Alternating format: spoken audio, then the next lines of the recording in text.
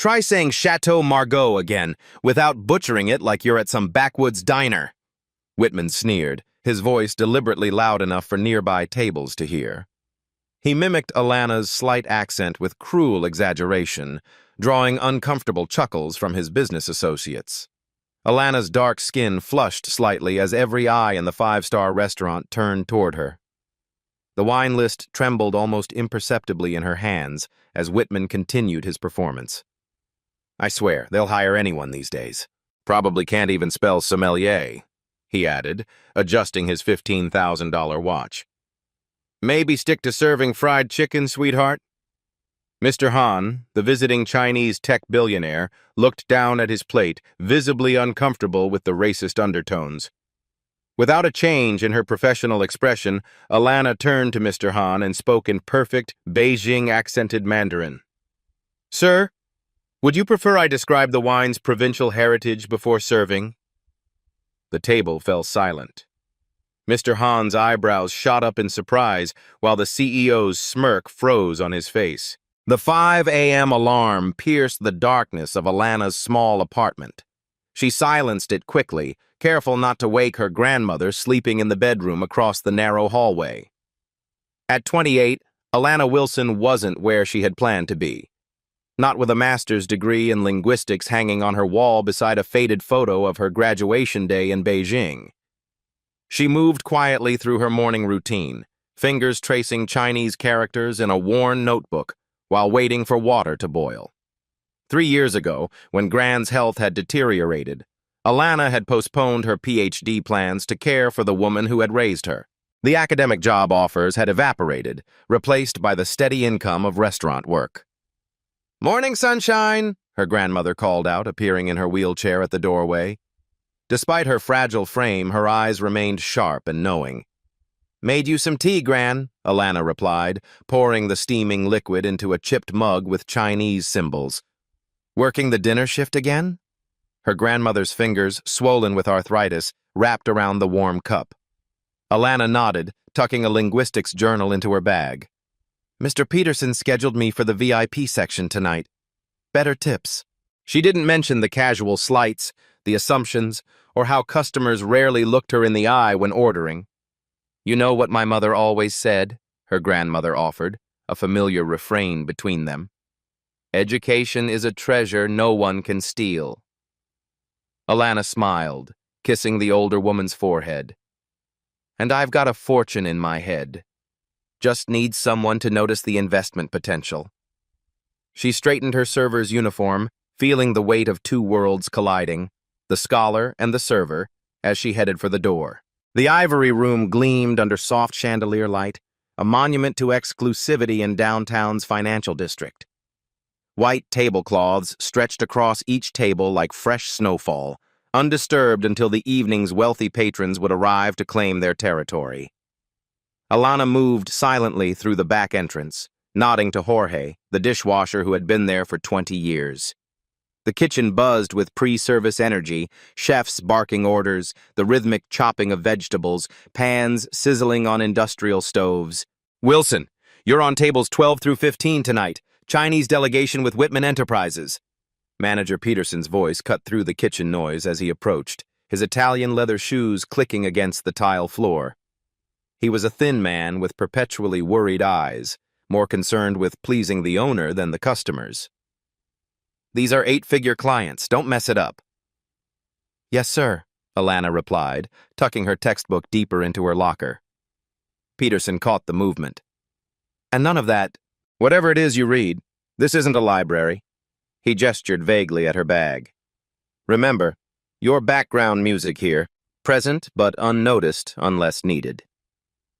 Across the room, Chad, a white server with half her experience, was being briefed on wine pairings for the evening.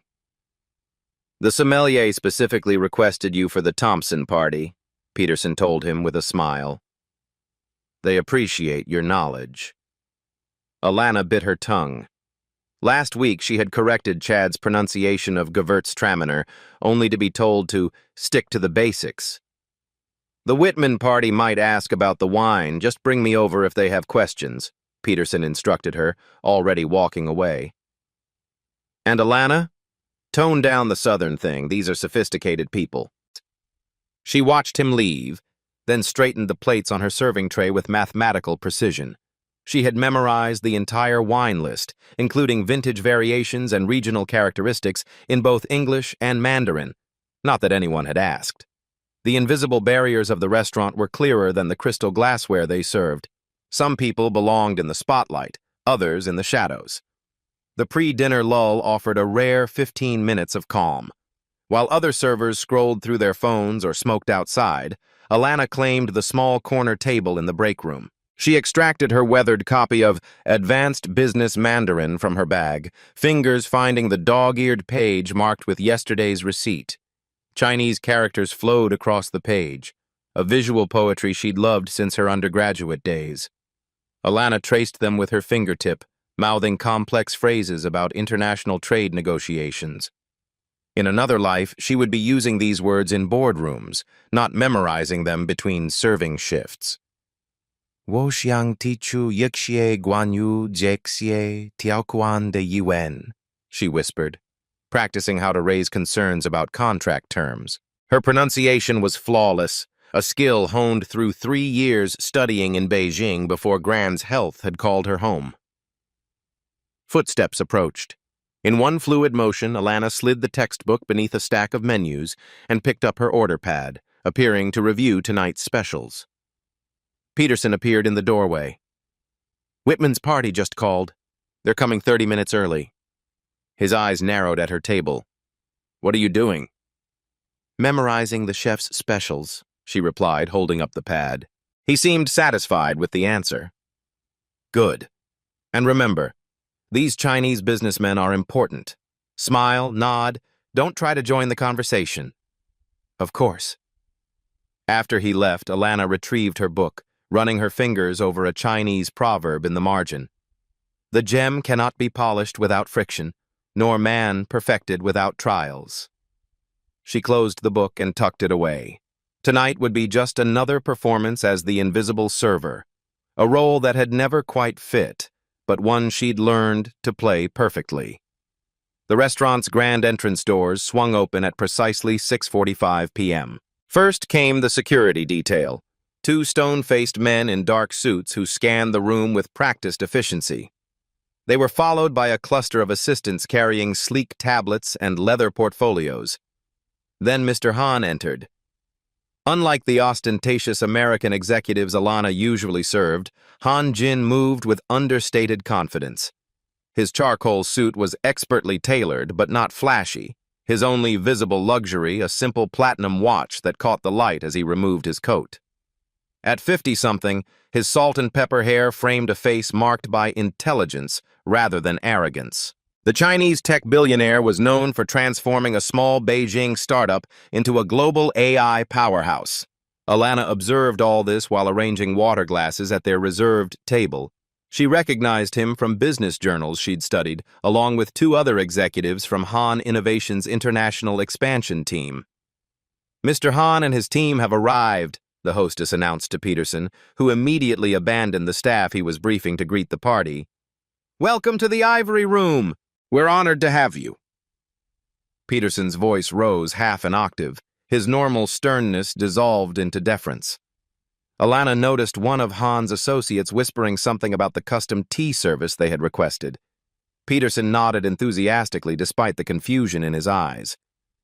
Wilson, he hissed as he passed her. Get the special tea set from storage. The Chinese delegation wants their own tea. As she moved to comply, Alana heard the front doors open again.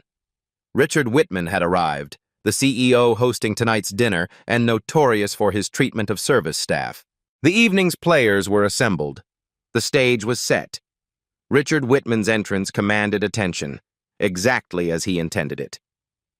The CEO of Whitman Enterprises stood 6'2" with perfectly coiffed silver hair and a tan that suggested recent time on a private beach. His handmade Italian suit probably cost more than Alana's annual rent. Jin, there you are! Whitman's voice boomed across the restaurant as he approached the Chinese delegation with arms outstretched. Hope you haven't been waiting long. Mr. Han offered a polite bow. We just arrived, Mr. Whitman. Richard, please, Whitman corrected, clapping Han on the shoulder with forced familiarity. We're going to be partners after all. He guided the group toward their table, barely acknowledging Peterson's presence with a curt nod. Alana returned with the special tea set just as everyone was being seated. She arranged it carefully on the side table, aware of Mr. Han's approving glance. "Oh, we won't be needing that," Whitman waved dismissively at the tea. "Bring us your best scotch. The Macallan 25, if you have it." "But Mr. Han specifically requested," Peterson began. "Trust me," Whitman interrupted with a wink to Han. "American deals are sealed with good whiskey, not tea. Isn't that right?" Han's expression remained neutral, but Alana caught the brief flash of disappointment in his eyes. As Alana poured water for the table, Whitman barely glanced her way.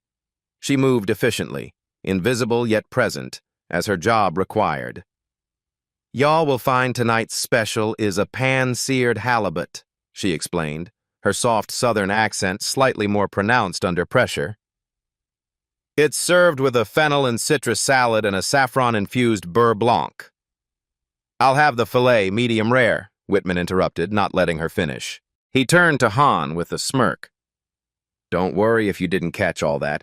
Our local servers have their own unique way of speaking." Alana maintained her professional smile, though her fingers tightened around the water pitcher. "What was that you said?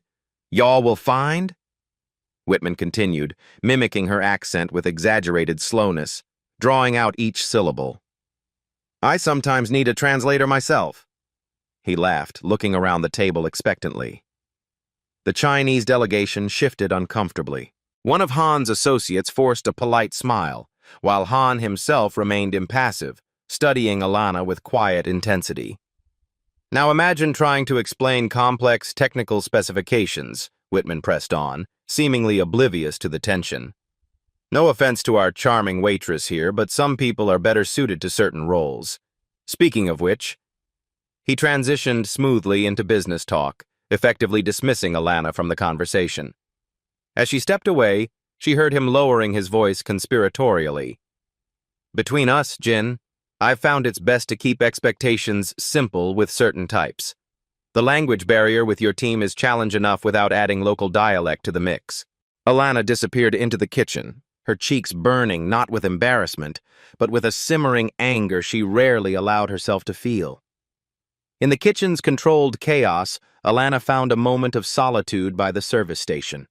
Her hand trembled slightly as she arranged bread rolls in a basket, the familiar rhythm usually calming her frayed nerves. Not tonight. 20 minutes into service, and Whitman had already reduced her to a punchline, a caricature with an accent but no substance. She'd experienced this before, but something about tonight felt different. Perhaps it was seeing the quiet dignity of Mr. Han contrasted against Whitman's arrogance, or perhaps it was simply reaching her breaking point. "You okay?" Jorge asked, pausing with a stack of clean plates. "That guy at table 14 is a real pendejo." "I'm fine," she replied automatically. The restaurant mantra: always fine, always smiling, always accommodating. But was she? Gran's voice echoed in her mind. "You weren't raised to swallow disrespect, Alana Marie. Your mama would have never stood for it, and neither should you." Her mother, brilliant, fierce, gone too soon, had indeed never tolerated such treatment. But she also hadn't faced the practical realities Alana now juggled. Gran's medical bills, rent increases, student loans still unpaid. Alana glanced at her reflection in the polished serving tray. The woman staring back had spent years dimming her light, speaking more softly, nodding more readily. For what? Security that felt increasingly like a cage. "Order up for 14. The chef's call yanked her back to reality. As she arranged the appetizers on her tray, Alana calculated the cost of dignity. One wrong move could mean unemployment. No references, no health insurance for Gran. The weight of responsibility pressed down on her shoulders, heavier than any serving tray. Would speaking up even matter? She wondered, straightening her uniform. Would anyone even listen? She had no answer as she pushed through the kitchen doors, perfectly balanced tray in hand, practiced smile firmly in place. But something had shifted inside her, a quiet rebellion taking root, waiting for the right moment to break through the surface. Alana approached table 14 with the first course, her movements fluid and unobtrusive. The conversation halted momentarily as she set down delicate plates of tuna tartare and scallop ceviche. "Perfect timing," Whitman declared. "We were just getting to the interesting part." She nodded politely and stepped back to the side station, appearing busy with folding napkins while remaining within earshot. Years of being treated as furniture had taught her that people spoke freely around those they considered invisible. Whitman leaned forward, lowering his voice to what he clearly thought was a confidential level. "Now, about the licensing terms we discussed earlier, I've had legal make some minor adjustments to Section 5.3. One of Han's associates said something in Mandarin, his tone questioning. "He is asking about the intellectual property provisions," the company's translator explained, a young man whose formal Mandarin betrayed his textbook learning. "Nothing major," Whitman assured them with a wave of his hand. "Standard language protecting both parties. The translation you received covers the basics." Alana's ears perked up. Something in Whitman's tone triggered her instincts. As she refreshed water glasses, she caught fragments of Mandarin between Han and his team. They were concerned about technology transfer requirements, but struggling to articulate specific questions through their translator, whose vocabulary seemed limited to general business terms. "Women shu yao geng ming que de tiao kuan," Han said, clearly dissatisfied with the explanation. "They want more clear terms," the translator offered hesitantly. "It's all standard," Whitman repeated, sliding over a document. "Industry boilerplate. Look, I know these negotiations can get tedious with the back-and-forth translations. Why don't we focus on the big picture tonight?" What Alana heard next made her freeze mid-pour. "Between us," Whitman continued to his American colleague in a near whisper, "they'll never notice the territorial exclusivity clause buried in the appendix. By the time their legal team catches it, we'll have their core algorithm integrated into our systems." Alana carefully set down the water pitcher, her mind racing. This wasn't just disrespect anymore. This was deliberate deception. The weight of what she'd overheard pressed on Alana's chest as she retreated to the kitchen. Whitman wasn't just being condescending. He was actively exploiting the language barrier to mislead Mr. Han's company. The minor adjustments would essentially grant Whitman Enterprises unrestricted use of Han Innovation's proprietary technology while limiting their access to international markets. Alana paced by the dessert station, her thoughts colliding like storm clouds. This was wrong, clearly wrong. But what could she do? What should she do? The sensible answer was nothing. Stay quiet. Keep her head down. This wasn't her business deal or her problem. She was here to serve food, collect tips, and go home to Gran. But the scholar in her, the woman who had once dreamed of building bridges between languages and cultures, couldn't ignore the deliberate miscommunication happening before her eyes. "Wilson, where's the Bordeaux for table 14? Peterson's sharp voice cut through her thoughts. "Coming right up," she answered automatically, moving to the wine cellar. As she carefully decanted the expensive red wine, Alana considered her options. She could pass a note to Mr. Han, but that would be immediately suspicious. She could try speaking to him privately, but when would she get the chance? And even if she did, why would he believe a server over a potential business partner? The main course would be served soon. After that, contracts would be discussed in earnest. The window of opportunity was closing fast. Alana's hands stilled on the wine bottle. There was a third option, one that would irrevocably change the trajectory of this evening and possibly her life. She could speak up directly, in Mandarin, revealing both her linguistic abilities and Whitman's deception in one shocking moment. Her grandmother's words echoed again. "Education is a treasure no one can steal." Perhaps it was time to reveal just how valuable that treasure was.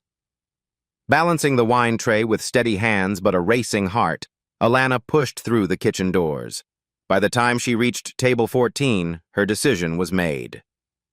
The main course arrived with theatrical precision, servers appearing simultaneously with steaming plates as Alana approached with the decanted wine.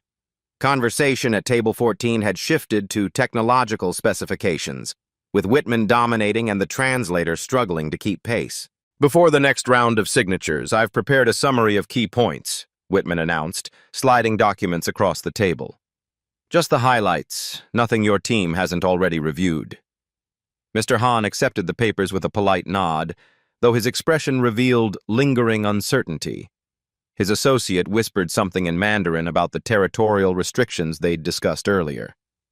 "Nothing to worry about," Whitman assured them, misrepresenting the whispered concern. "Standard procedure." Alana positioned herself at Mr. T, Han's right shoulder, beginning to pour the Bordeaux into his glass. The ruby liquid caught the light as it flowed, matching the color rising in her cheeks. Her heart pounded against her ribs as she completed the pour, and instead of moving to the next guest, remained standing beside him. "Excuse me, Mr. Han," she said in perfect, academically precise Mandarin. "I believe there may be a misunderstanding regarding the appendix clauses in the contract." The table fell silent. Even the clink of silverware in the restaurant seemed to pause. Han turned slowly to face her, astonishment evident in his widened eyes. Continuing in flawless Mandarin, Alana spoke clearly and respectfully. "The document references exclusive territorial rights that would prevent Han Innovations from operating independently in European and South American markets without Whitman Enterprises' approval. This differs significantly from the terms you were discussing earlier." She maintained perfect composure, though she could feel Peterson's horrified stare from across the room. Whitman's face had transformed from confident to confused to furious in the span of seconds. Mr. Han studied her face intently before responding in Mandarin. "You speak with remarkable fluency. Please continue." "Additionally," she said, setting down the wine bottle with steady hands, "the intellectual property provisions extend beyond joint development to include pre-existing technologies, essentially granting unrestricted access to your company's core algorithms." The power at the table had suddenly, irrevocably shifted. For 3 breathless seconds, no one moved. The restaurant's ambient noise seemed distant, as if Alana and the table existed in their own pocket of suspended time. Whitman recovered first, his business smile straining at the edges. "I don't know what she's saying, but I assure you." "She is saying," Mr. Han interrupted in measured English, "that your contract contains terms significantly different from what you have verbally described." His gaze never left Alana's face. "Terms that would be highly unfavorable to my company." Whitman's complexion shifted from healthy tan to mottled red. "This is completely inappropriate, Peterson!" he called out, searching for the manager. Peterson materialized instantly, practically jogging to the table. "Sir, I am so sorry for this intrusion. Alana will be removed immediately." "No." Mr. Han's single word carried quiet authority. "She will stay." Whitman leaned forward, lowering his voice to a harsh whisper. "Jin, this is absurd. You can't possibly take the word of a linguistics scholar who speaks Mandarin more fluently than your translator," Han finished, switching back to Mandarin to address Alana. "Where did you study?" "Beijing Normal University, sir. I completed my master's there 3 years ago," she replied, maintaining her professional composure despite the electric tension surrounding her. Han nodded appreciatively before turning to Whitman. "I prefer to continue our discussion with Alana present to ensure accurate communication."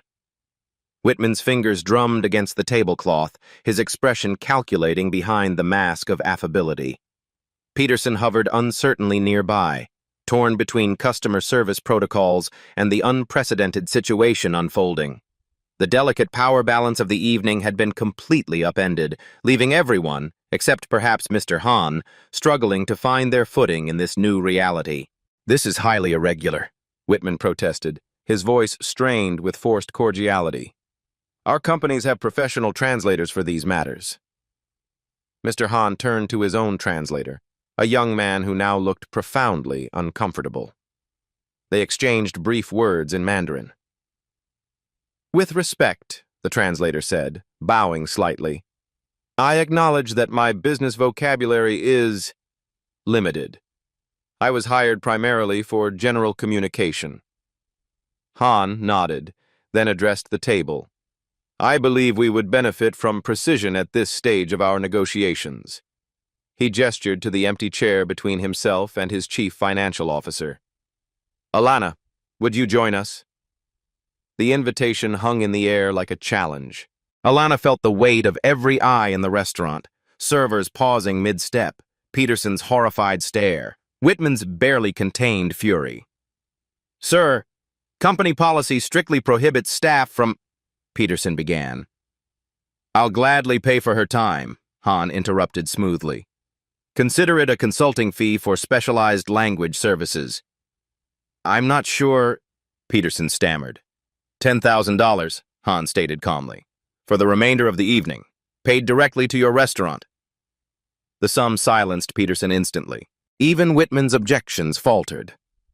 Alana carefully set down her serving tray, removed her apron, and handed both to a slack-jawed Peterson. With quiet dignity, she took the offered seat, back straight, hands folded professionally on the table. "Thank you, Mr. Han," she said in English, then switched to Mandarin. "I'm happy to facilitate clear communication between both parties." Han smiled, the first genuine smile of the evening. "Excellent. Now perhaps we should review these documents from the beginning, with proper translation of all terms." Whitman's face performed a remarkable transformation, shifting from outrage to calculation to practiced affability in seconds. "Of course," he said smoothly. "Transparency is key in any partnership." Across the restaurant, servers whispered behind cupped hands. Chad stared open-mouthed at his colleague's astonishing elevation. And in that moment, Alana felt the invisible barriers she'd lived behind for years begin to crumble. She was no longer background music. She had become part of the symphony. "If you'll excuse us for a moment," Whitman said with practiced charm, "I'd like a brief word with our unexpected translator." He gestured toward the hallway leading to the private dining rooms. Mr. Han nodded, already engrossed in reviewing the contract with his team. Alana rose gracefully, maintaining her professional composure as she followed Whitman from the table. The moment they rounded the corner, out of sight from the main dining room, Whitman's demeanor transformed. He turned on her, stepping uncomfortably close. "What exactly do you think you're doing?" he hissed, voice low but venomous. His expensive cologne couldn't quite mask the sour smell of anger. Alana stood her ground. "Providing accurate translation services, sir." "Don't play smart with me." Whitman's finger jabbed the air inches from her face. "You've deliberately interfered in a private business matter. Do you have any idea who I am? What I could do to your career, such as it is?" The threat hung between them, but Alana found herself surprisingly steady. "I understand exactly who you are, Mr. Whitman, and what you were attempting to do." His eyes narrowed. "You're making serious accusations. I could sue you for defamation, or worse, make sure you never work in this city again. One call from me, and Peterson will fire you before dessert is served."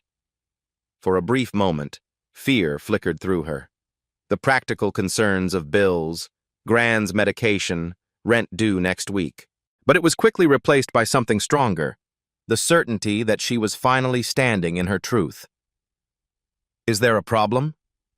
Mr. Han's voice came from behind them. He had approached silently, watching the exchange with keen eyes. Whitman immediately stepped back, his businessman smile reattaching itself.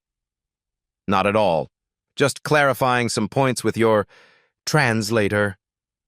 "Good," Han replied, though his expression suggested he understood exactly what had been happening. "Because we have important matters to discuss, and I would prefer Alana's assistance in ensuring nothing gets lost in translation." As they returned to the table, Alana could feel Whitman's eyes burning into her back, promising this wasn't over. Back at the table, the atmosphere had shifted dramatically. Where there had been casual business banter, now there was focused attention on the documents spread before them. Han's team had rearranged themselves, legal counsel now positioned prominently, digital tablets open to reference materials. "Let's address Section 5.3 directly," Han said, tapping the document. "Alana, would you please translate this section precisely?" She leaned forward, scanning the dense legal text. The clause was cleverly worded, with implications buried in technical jargon. This states that all derivative technologies developed during the partnership would be jointly owned, but defines derivative to include any system that incorporates or interfaces with Han Innovation's existing algorithms, Alana explained in clear Mandarin. Han's legal counsel frowned. That would effectively classify our core AI engine as derivative, once integrated with Whitman's systems. Whitman maintained his professional smile. "Standard industry language to protect both parties. Our legal team assures me this is boilerplate." "Curious definition of standard," Han replied coolly. "Alana, please explain to Mr. Whitman our concern in precise English." As Alana translated the technical objection, she noticed Whitman's expression hardening. He was losing control of the narrative and the deal. "Perhaps we could compromise," Whitman suggested, sliding over an alternative document. "We've prepared several options." The new proposal contained equally problematic terms, just hidden differently. When Alana translated these accurately, the tension at the table intensified. "Mr. Whitman," Han said finally, "I'm beginning to question whether we share the same understanding of partnership." Whitman's knuckles whitened around his pen. "Business is business, Jin. Everyone seeks advantages. Surely in China—" "Careful," Han warned, his voice still pleasant but eyes sharp. "Cultural stereotypes rarely improve negotiations." The delicate diplomacy was unraveling. Han's team exchanged concerned glances. One began typing rapidly on his phone. Whitman's colleague whispered urgently in his ear. Alana found herself at the epicenter of a business relationship imploding in real time. The evening teetered on a knife's edge, million-dollar deals and careers hanging in the balance, including, potentially, her own. The atmosphere around the table had chilled to Arctic levels. Han's chief financial officer was now speaking rapidly in Mandarin about walking away from the deal entirely. Whitman's colleague was calculating potential losses on his phone beneath the table. The partnership was disintegrating before their eyes. Alana observed the subtle cultural currents flowing beneath the conflict. Years of academic study had taught her that negotiations weren't just about language. They were about cultural frameworks and saving face. "Mr. Han," she said quietly in Mandarin, "may I offer an observation?" He nodded, curiosity momentarily overriding frustration. In American business culture, aggressive negotiation tactics are often considered standard practice, pushing boundaries to see where the other party draws the line. She chose her words carefully. It's not necessarily seen as disrespectful, but rather as expected business strategy. Han considered this, then responded in Mandarin. And in Chinese business culture, trust and mutual respect precede contractual details. Without one, the other has little value. Alana turned to Whitman, switching to English. Mr. Han understands competitive negotiation, but his concern goes beyond specific terms. The approach itself has created trust issues that threaten the foundation of any partnership. Whitman's eyes narrowed, but something in his expression shifted. For the first time that evening, he seemed to truly listen. "Mr. Whitman," Alana continued, drawing on her academic training in cross-cultural communication, "in Chinese business culture, the concept of guangxi, relationship building, is fundamental. Contracts follow trust, not the other way around." A moment of silence fell over the table as Whitman processed this. "What would you suggest?" he finally asked, addressing Alana directly for the first time. "Perhaps starting with shared principles rather than specific terms," she offered. "Establishing mutual understanding of what partnership means to both companies before addressing contractual language." Han nodded approvingly. A wise approach. Whitman studied Han's face, then made a decision. He pushed the controversial documents aside and placed a blank notepad in the center of the table. "Let's start fresh," he said. "No hidden clauses, no aggressive tactics. What principles would make this partnership valuable to Han Innovations?" The negotiation had found new life, with Alana as its unexpected heart. As the conversation shifted to core principles, Alana's role transformed from mere translator to cultural bridge. She navigated the complex linguistic terrain with remarkable precision, moving seamlessly between languages while capturing nuance, technical details, and cultural context. When Han described his company's AI architecture using specialized Mandarin terminology, Alana didn't just translate the words. She rendered the concepts in technically precise English that Whitman's team could immediately grasp. "The neural pathway architecture he's describing is similar to your quantum processing system," she explained to Whitman, "but with a fundamental difference in how it handles uncertainty variables." When legal terms arose with no direct Mandarin equivalent, she provided contextual explanations rather than word-for-word translations, ensuring true comprehension on both sides. The discussion grew increasingly technical, touching on algorithm parameters, machine learning protocols, and proprietary systems. Yet Alana never hesitated, drawing on her academic background to maintain the flow of communication. Han's team began directing complex questions to her, trusting her to convey not just their words, but their intentions. Whitman's technical officers stopped waiting for translations, instead watching Alana's face as she spoke, recognizing the value of her insights. "Ask them about the latency issues in distributed networks," Whitman requested, now addressing her directly rather than speaking through her. As the discussion progressed, even Peterson, hovering anxiously nearby, couldn't help but look impressed. The server he had instructed to tone down the Southern thing was now guiding a multi-million-dollar negotiation with confidence and expertise. Alana felt a quiet satisfaction as she continued to translate. This was what she had trained for, not just converting words from one language to another, but truly connecting minds across cultural and linguistic divides. As the waitstaff cleared the main course dishes, the conversation shifted to a more relaxed tone. The initial business framework had been established, with both parties finding common ground that hadn't seemed possible an hour earlier. "I'm curious," Mr. Han said, turning to Alana during the natural pause before dessert. "Your Mandarin is exceptional. Academic level, but with Beijing colloquialisms. Where did you study?" "Beijing Normal University," she replied. "I completed my master's in comparative linguistics there 3 years ago, with a focus on business communication between Eastern and Western languages." Whitman, who had been checking his phone, looked up with sudden interest.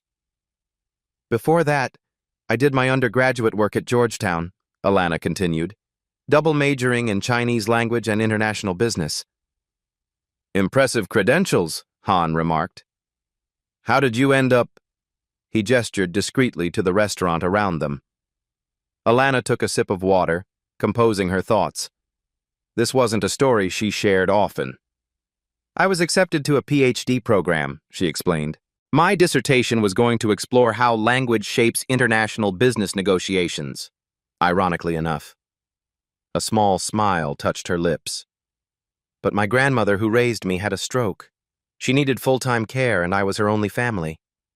So I postponed academia and found work that offered health insurance and flexible hours." Han nodded thoughtfully. "Family responsibility is a core value in Chinese culture. Your grandmother must be very proud." "She reminds me daily that education is a treasure no one can steal," Alana said, the familiar phrase warming her despite the formal setting. "And do you speak other languages with such fluency?" Han inquired. "French and Spanish professionally. Enough Japanese to get by. I was studying Korean before." She trailed off, gesturing to indicate her current circumstances. Whitman was watching her with new eyes, calculating, assessing, as if seeing a valuable asset he had previously overlooked. 3 years serving CEOs their dinner, he mused aloud. while speaking more languages than most of my international team combined. Yes, sir, Alana replied simply. Would you like to see the dessert menu? The dessert plates had been cleared, espresso served in delicate cups. Outside the restaurant windows, city lights sparkled against the darkened sky. 3 hours had passed since Alana had first spoken Mandarin at the table, 3 hours that had completely transformed the trajectory of the evening. I believe we have the framework for something valuable, Han said, reviewing the handwritten principles they had established. My legal team will draft new documents reflecting these terms. Whitman nodded, his earlier aggression replaced by genuine engagement. I'll have our people remove the problematic clauses. Clean slate as agreed. The two CEOs exchanged looks of cautious respect. Not quite friendship, but a foundation of understanding that hadn't existed before. We'll finalize everything at tomorrow's meeting, Han continued. 9 a.m. at your offices? Looking forward to it, Whitman confirmed, then hesitated. Would it be possible? He glanced at Alana. That is, would you be willing to join us tomorrow as well, to ensure continued clarity? Before Alana could respond, Han interjected smoothly. I was about to suggest the same. Your expertise has been invaluable. The realization of what was happening washed over Alana. She was being invited into a corporate boardroom, not to serve coffee, but to facilitate a multi-million-dollar international deal.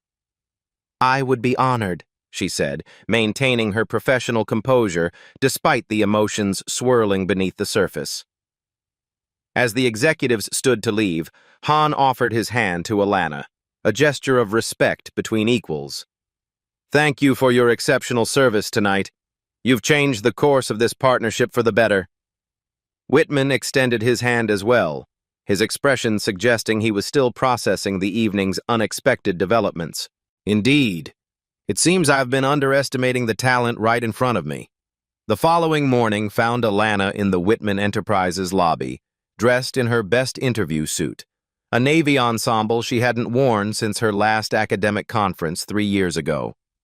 She had called in sick to the restaurant, something she'd never done before, and spent hours briefing her grandmother on the extraordinary events of the previous evening. The executive conference room overlooked the city from 40 stories up. Floor-to-ceiling windows framed a view that made the world below seem small and distant. Han and his team were already seated when she arrived, with Whitman and his executives entering moments later. The meeting proceeded with surprising efficiency, the previous night's foundation enabling quick resolution of remaining details. Alana provided translation when needed, though both sides now made efforts to communicate more directly, with greater patience and respect. As the final documents were being prepared for signatures, Han turned to her. Alana, I'd like to discuss your future, he said in English, ensuring everyone present could understand. Han Innovations is expanding our North American operations. We need someone who understands both Chinese and American business cultures, someone who can build bridges rather than walls. He slid a folder across the table. I'd like to offer you a position as our International Communications Director. The role includes overseeing our cross-cultural business development team and serving as liaison for key partnerships like this one. Alana opened the folder. The compensation package inside, complete with healthcare benefits, relocation allowance, and 6-figure salary, represented everything she had worked toward before life had intervened. The position would begin immediately, Han continued, and includes flexible arrangements to accommodate your family responsibilities. For once, Alana found herself at a loss for words in any language. Actually, Whitman interjected, clearing his throat, Whitman Enterprises would like to make a counteroffer. All eyes turned to him. The room fell silent, tension returning to the carefully balanced atmosphere. We also have need for someone with Alana's unique capabilities, he continued. Our international division has been searching for a cultural integration specialist for months. Han raised an eyebrow but said nothing. Whitman shifted uncomfortably in his chair before continuing. Before that happens, however, I owe you an apology, Alana. The words seemed to cost him considerable effort. Richard Whitman was not a man accustomed to admitting fault. My behavior last night was inappropriate and unprofessional. I made assumptions based on nothing of substance. I judged your capabilities by your uniform rather than your character. He straightened his tie, a nervous gesture at odds with his usual confidence. In business, that kind of mistake costs money. In life, it costs something more valuable. The irony wasn't lost on anyone present, least of all Alana. The man who had mockingly said, "Try saying that," while imitating her accent, was now struggling to find the right words himself. "So," he finished awkwardly, "I hope you'll consider our offer as well, though I'd understand completely if you didn't." That evening, Alana returned to the ivory room, not as a server, but as a guest. She had called Peterson earlier, explaining she wouldn't be coming back. His sputtered protests died quickly when she mentioned her new position at Han Innovations. "I'd like to treat my former colleagues to dinner," she told the hostess, who didn't recognize her in her business attire. "The kitchen and waitstaff, after their shift ends." Walking through the restaurant as a customer created a surreal sense of displacement. Tables she had served for years now looked different from this side of the experience. Jorge spotted her first, nearly dropping a stack of plates. "Alana, what are you doing here?" Soon she was surrounded by her former co-workers, their faces reflecting a mixture of confusion, curiosity, and growing excitement as the story of the previous night spread in whispered conversations. Peterson approached cautiously, his usual authoritative demeanor noticeably subdued. Ms. Wilson, I didn't expect to see you again." "I wanted to say goodbye properly," she replied, "and to thank everyone." When the restaurant finally closed, the staff gathered around tables they normally only served. Over food they usually only presented, Alana shared her news. "You're really leaving us for a corporate job?" Chad asked, his earlier jealousy giving way to genuine surprise. "Not just any job," Maria, the hostess, corrected him. "She's going to be a director, with an office and everything."